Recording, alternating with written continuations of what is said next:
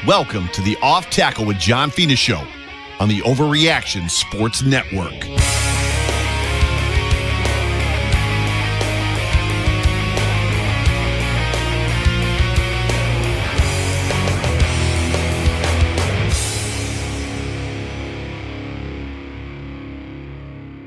Hey, what is going on, everybody? I'm the Big O, Jerry Ostrowski, along with my friend John Fina. This is the Off Tackle Show presented by Sahlens, or the Sahlens Off Tackle Show with John Fina. And I'm filling in this week for Joe Miller. And fired up, Fina. I feel like I just saw you the other day. Like we were standing there next to one another, and now all of a sudden I see you on the screen, man. What's going on, brother? Still recovering. I can't even talk, man. I need 5 nights of 14 hours of sleep, but it was a fantastic wedding, Jerry. So good to have you here, and so many of my family and close friends. It was just absolutely stunning. My wife did an amazing job. Everything's going good, man. Just kind of like that hangover phase where you just want the house to clean itself, but it just ain't happening.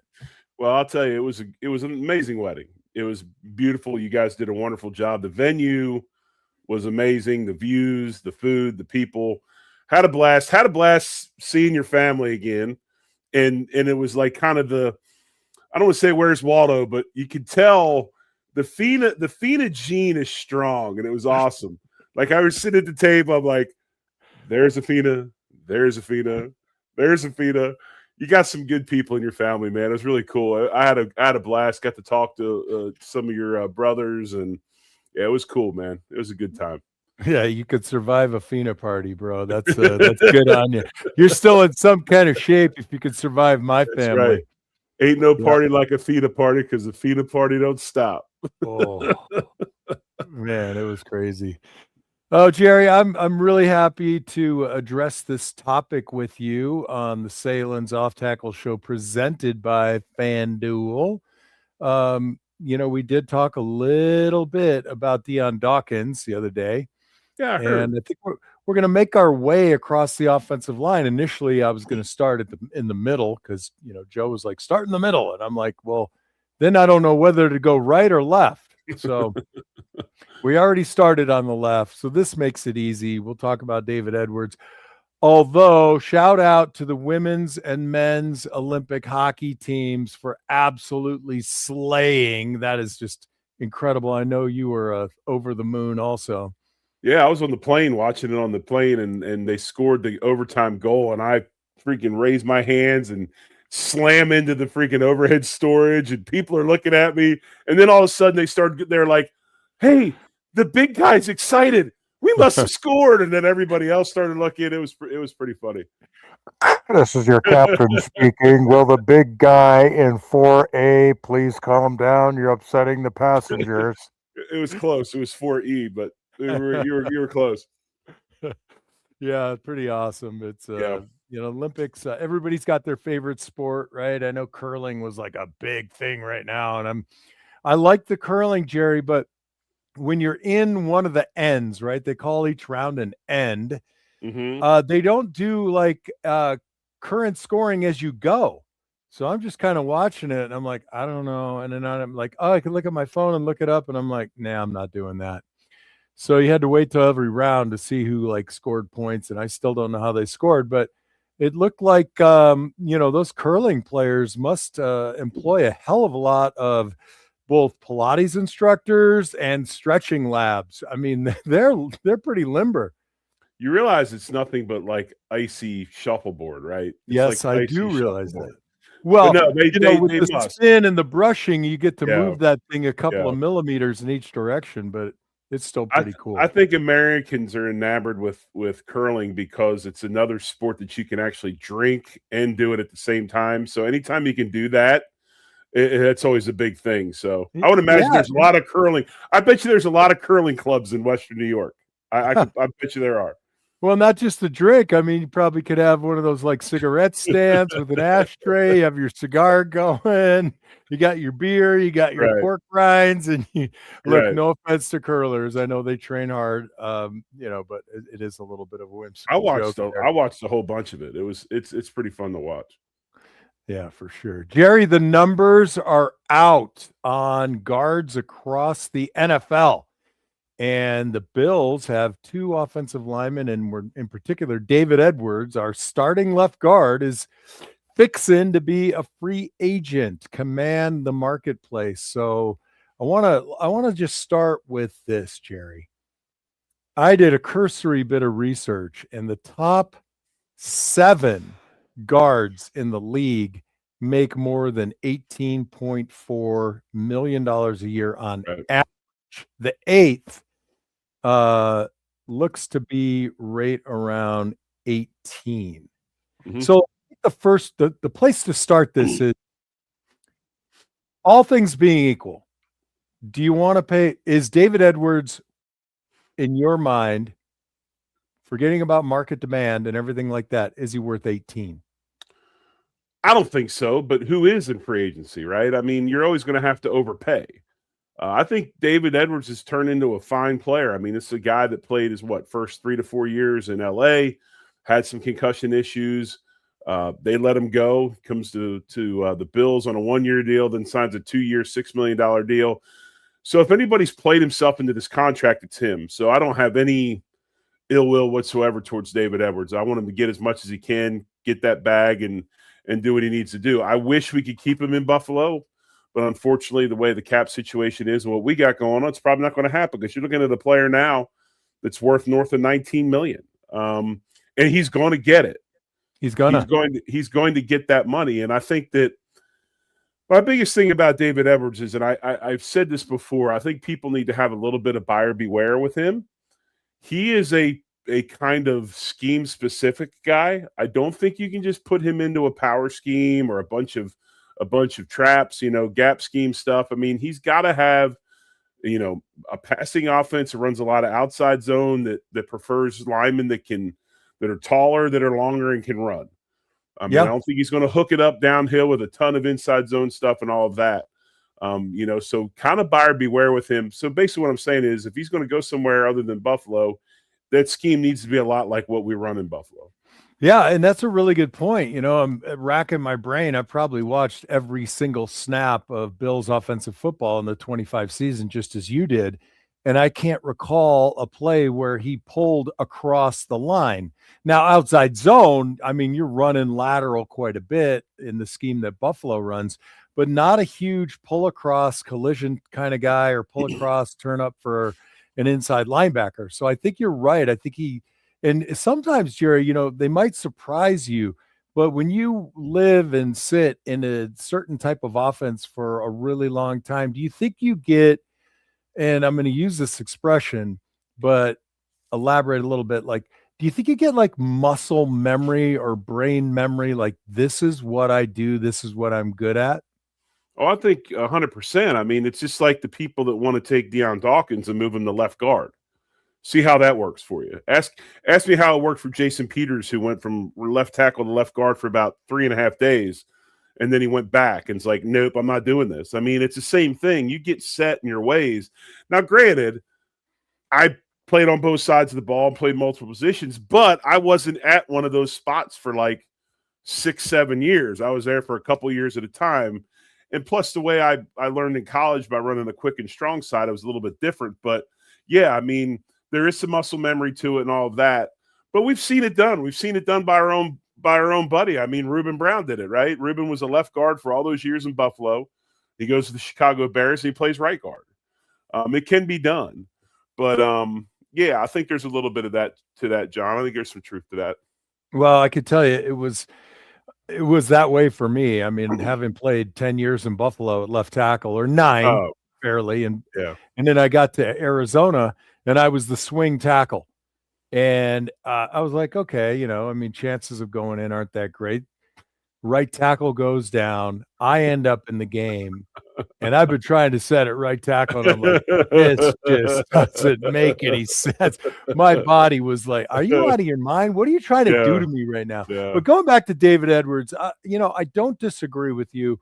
I don't want to be fair. I mean, I'm speaking with my general manager hat on right now, or my salary cap guy hat on. I don't want to pay any guard that kind of money. I just think that there's so many positions that are commanding such huge cap commitments between wide receiver, left tackle, quarterbacks. Now running backs are getting back into the business, right? Edge Right. rushers, defensive tackles, a few linebackers here and there, and some pretty nifty cornerbacks. I just don't see how you can commit that kind of money to the interior of the offensive line. Well, So part two is the challenge. And how do you see how could teams continue to keep guys because they can get snatched off practice squad? How do you develop guys? Because that's probably where they're going to go. And we can talk about that is awful. That was awful positionist of you, John, to say that you can't pay any guards, but being look, I'd love to pay him.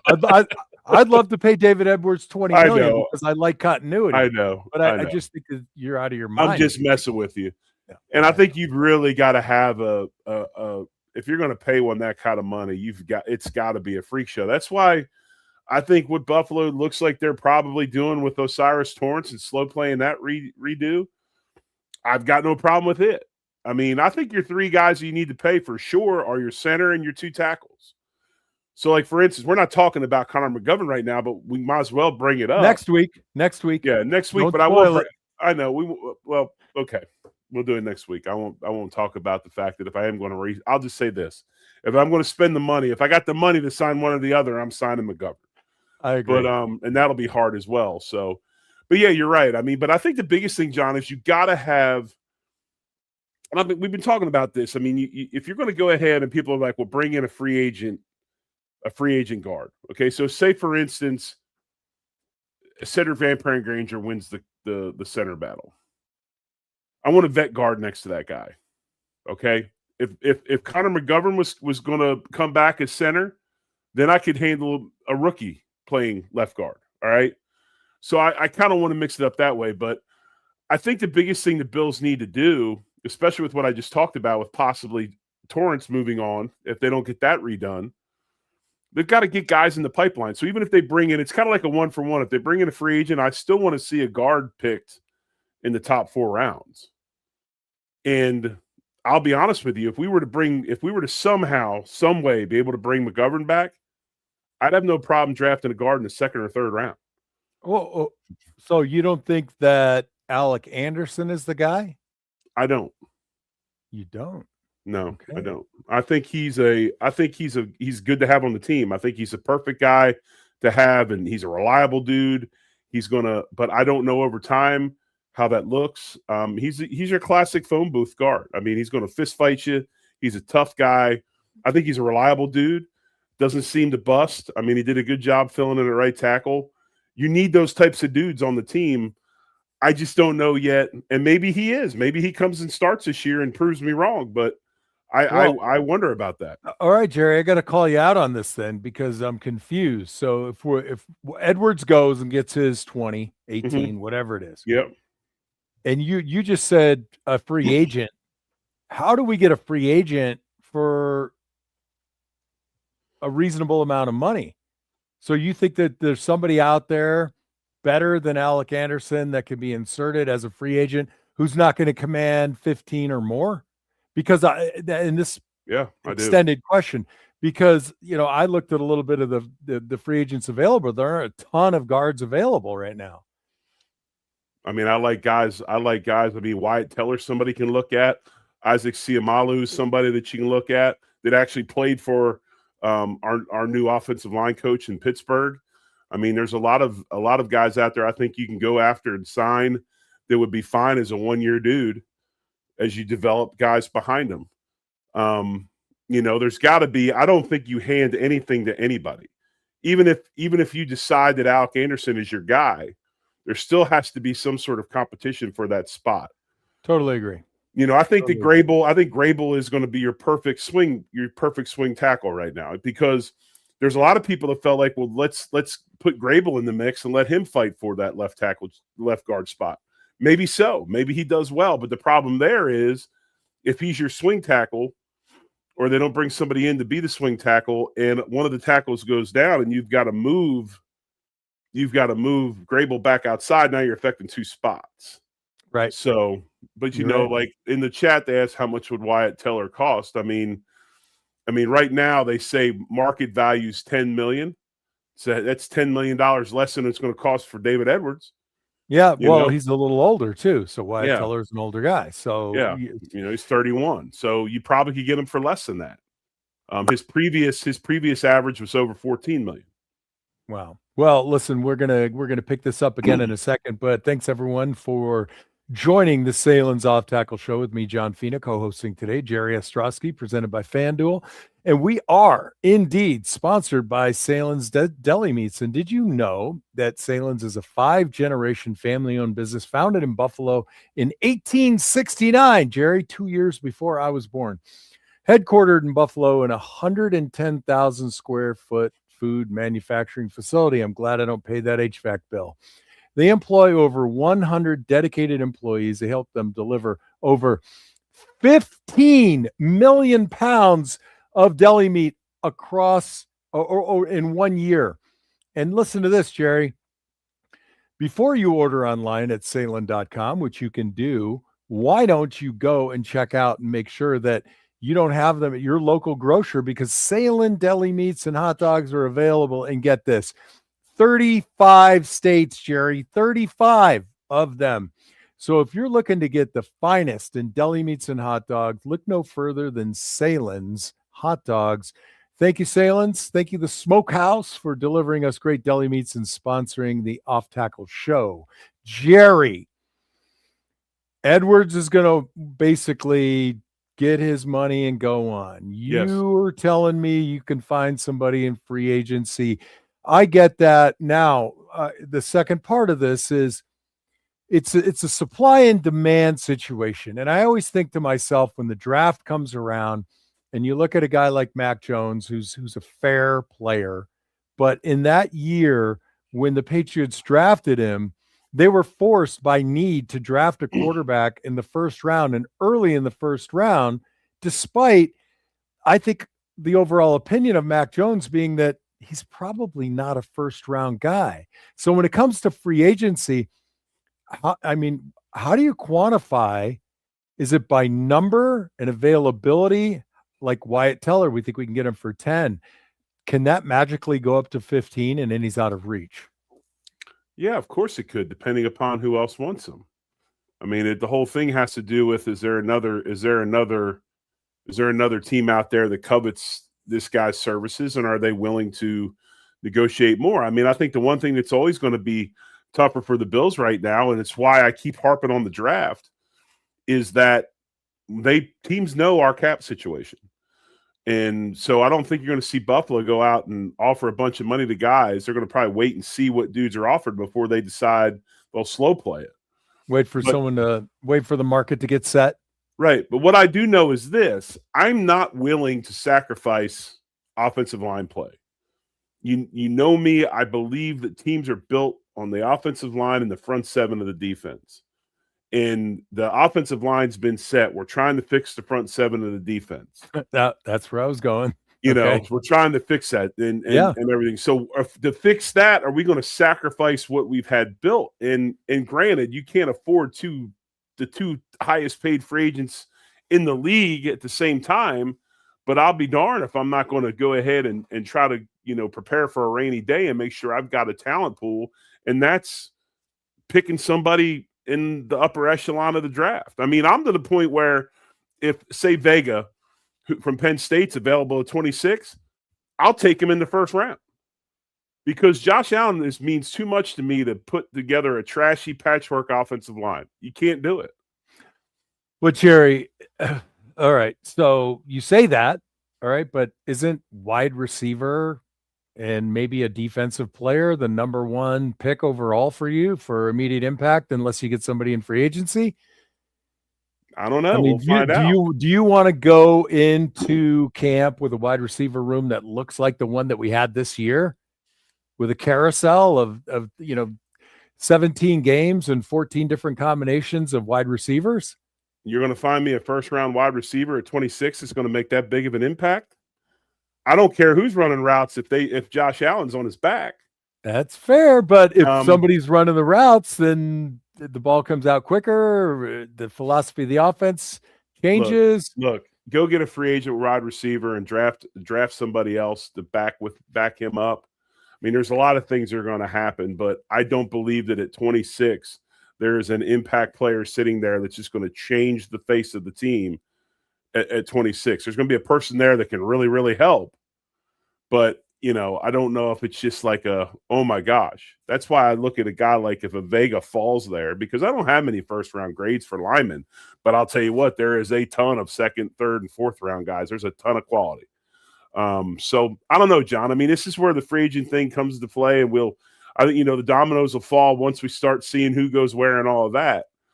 I think the thing is, and what does the dominoes falling look like for you? Do you want to see?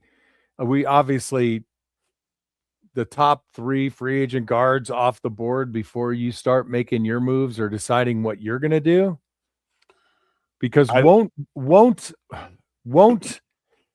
signing the top 3 agent guards adversely affect the Bills? Like on the first day of free agency, can't they just go to Wyatt Teller and say, hey, you still have your house here, let's go knock it out for 10 mil? I think that you don't go out and spend the kind of money you'd have to spend to get McGovern and Edwards on another guy. I mean, if you're going to spend that much money, you sign your own, right? Yep. But we know that that's not going to happen. So I think it all revolves around what happens with Connor McGovern. If Connor McGovern moves on and he does not come back, then, you're looking at, do I got to bring another center in? Which I think you still bring another vet in to battle with Cedric Van Granger. And then I look at a veteran to bring in at left guard, but we're not talking 4 or 5 year deals. I mean, these are guys who would come in for 1 to 2 years to be, solid veterans that play well, that are stopgap type players. And you draft then another offensive interior lineman, 3rd, 4th round or 5th round. You got to draft some later in the draft, because you got to keep that pipeline going. I hear you, man. What's the worst part for you? The waiting game on what your team is going to do, or? I don't know. I think there's a little bit of that. I really like to see more, we want to see as much movement as possible, we'd like to see all that, but we've seen a little bit lately. We saw another signing today. You saw the Alec Anderson money that was given out. Was it 1 year, $3 million with 1.8 guaranteed? I mean, that's not starter money by no means. But he could still start, and if he does start, that's like that's the discount of the year, right? So exactly, we'll see how it goes. And I hope and if he gets through, if he breaks through and starts, that's awesome. That's awesome, because that means we're doing pretty good, and he's gotten better, and so forth and so on. Yeah, for sure. And I think obviously what they need to do, and you said this earlier, is create a real competitive environment in training camp. Right. If you can bring people in and say, well, you're not the penciled in starter. We've got just 3 of those guys right now: right guard, right tackle, left tackle. That's where we are. Everybody else, it's like it's red meat, big fight. Who's going to make the least mistakes? Who's going to stay off the ground? And who's going to battle hardest in training camp? Right. But I think that does lend the edge to Alec at either position, really. I mean, I don't think that Van Granger has center locked up over Anderson. I don't think so either, but I think Anderson's mentality is not of a center. No. I don't need my center to be looking for a fist fight every play. I mean, you got other things to worry about. Only if he throws lefty. You got to save that right hand for snapping. And I'm all about him. I love attitude players. You know that. I mean, and if he breaks through at left guard, I think it's great.